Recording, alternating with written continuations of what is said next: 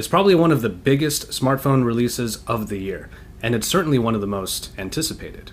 Samsung is throwing everything it's got into its newest flagship release. So does it live up to all of the hype? Hey, it's Joshua Vergara from Android Authority. What's going on, everybody? And yes, this is the Samsung Galaxy S4.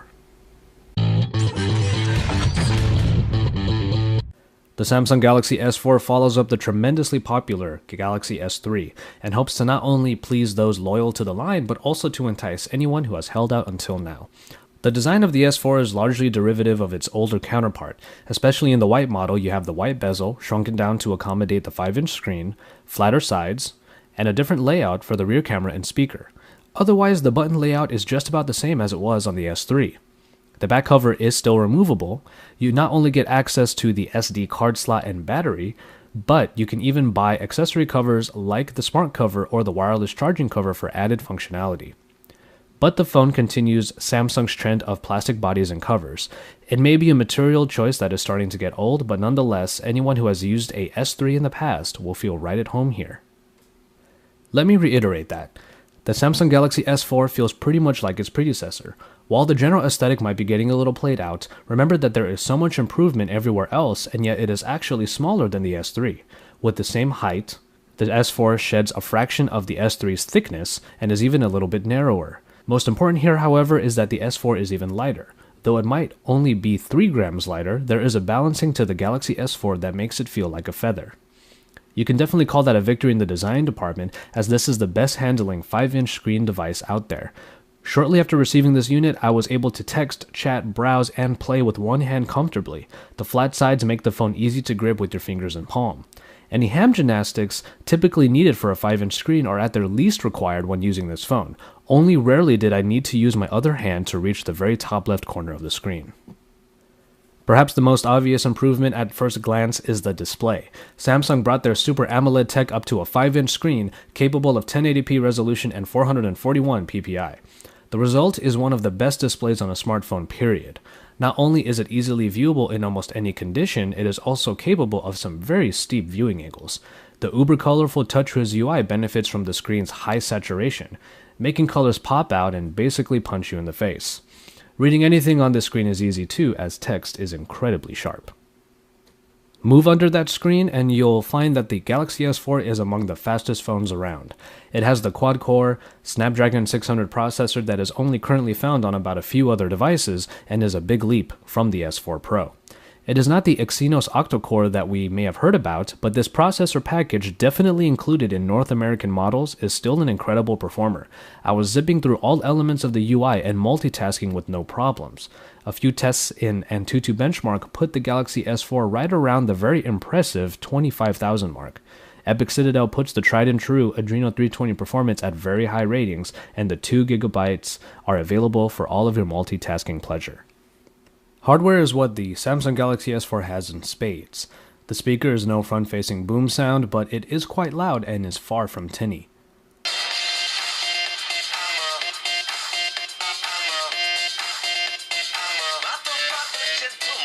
The S4 is then not only sporting expandable memory and a replaceable battery, but a host of new sensors and utilities for a bunch of uses. First one we'll list is a IR blaster capable of controlling a host of TVs, set-top boxes, and players.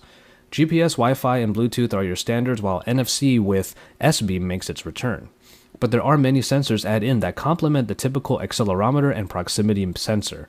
You now have a barometer and a temperature gauge to check the general conditions around you, an RGB light sensor that helps adjust the color and white balance of the screen based on its detection of light, an infrared sensor for all hand and air gestures, and a hall sensor for detecting closed smart covers, and finally, a compass.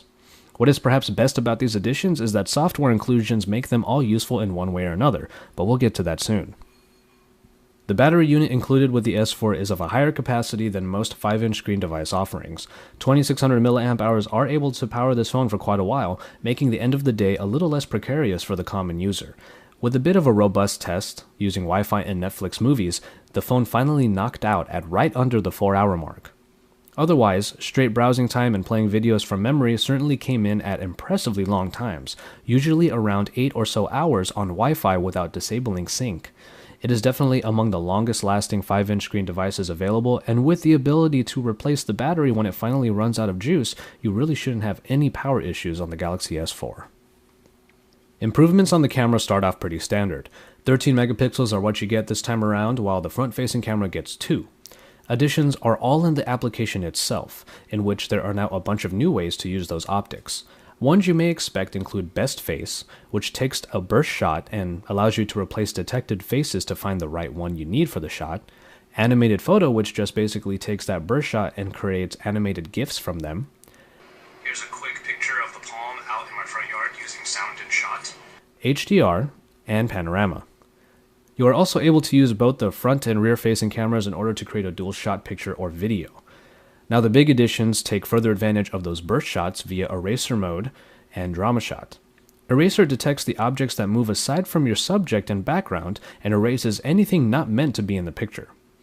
Drama Shot instead adds the moving subject on top of the stable background, creating a nice looking one-picture burst subject. Both are nice to use as long as your device and the general background are stable. Picture quality on the S4 is really quite good. Just as the S3 was considered a great performer in the 8 megapixel space, the S4 is among the best in the 13 megapixel space. You get a great deal of detail, and the color saturation is high enough to make any picture nice and vibrant. With great quality and a host of ways to take a picture, the Galaxy S4 is definitely at the top of the list of smartphone cameras. And finally, we get to the software.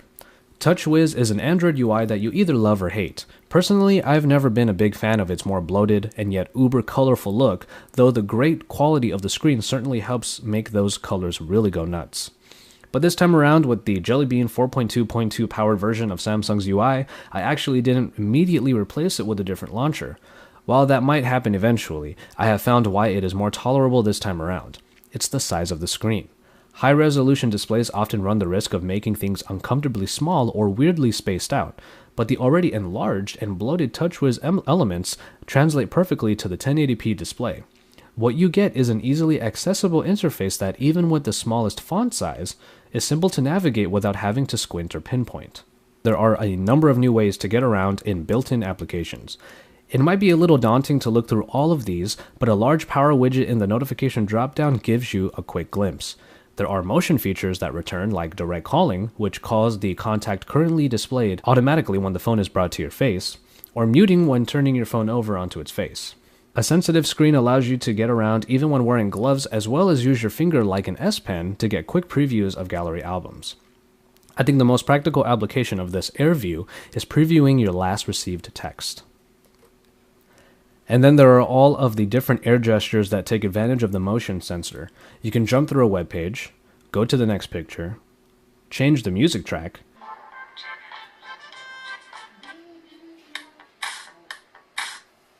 my favorite one is a quick info screen that pops up after you wave your hand. It's a brilliant way to quickly get the time, date, and notifications of missed calls and texts. Quick tip though, use some finesse. The sensor has to pick up the movement for the gesture to register, so you don't have to do it so fast. Smart Screen capabilities utilize the front-facing camera to detect if you're still looking. The screen will stay on as long as the phone is at an angle and eyes are still on the screen. And Smart Pause will pause a video playing when you look away. I personally like the Smart Scroll. Let the phone detect your eyes, after which you can slightly tilt your head to look at the bottom or top of the screen, which will scroll a web page accordingly. You just have to take that extra second or two to allow the phone to detect your eyes. New apps included are the S Translator, which allows for voice and text translations among about a dozen different languages, Story Album, which puts your pictures together in a nice flipbook format, and Group Play, which allows you to connect to a bunch of other S4 devices to share pictures, documents, presentations, and music. While I don't have other units to demonstrate this right now, I can say it is a really cool feature, especially when you have 5 total devices put together and make every single one play one of the 5 channels of music. And finally, there's S-Health, perhaps the biggest endeavor. If you have ever used multiple diet or exercise tracking applications, Samsung has tried to consolidate them all into S-Health. You can track food from a database or from information you add in yourself, track physical activity, log weight, and even use the thermometer and barometer to check humidity and temperature of your surroundings. The gyroscope in the S4 can also be set on for tracking your steps. If your phone is in your pocket, why not put it to some work still?